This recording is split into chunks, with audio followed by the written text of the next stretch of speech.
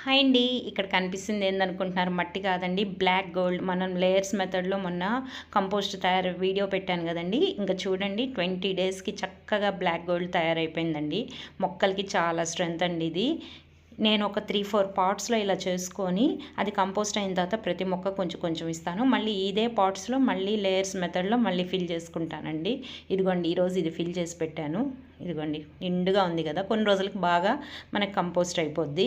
పైకి ఏం కనపడనీయకూడదండి. ఇట్లా మట్టి పోసేయాలి. కింద మనకంతా కంపోస్ట్‌వి డ్రై లీవ్స్ ఎక్కువగా వేసుకోవాలి.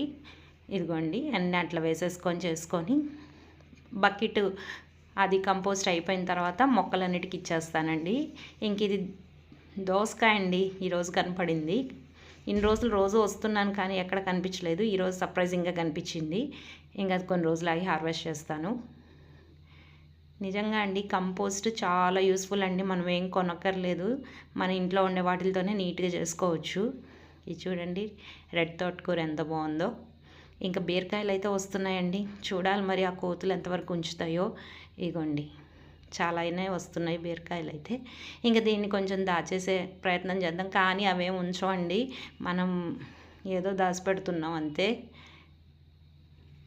ఎండ అయితే ఈరోజు చాలా ఉందండి. వీడియో కనుక నచ్చితే లైక్ చేయండి.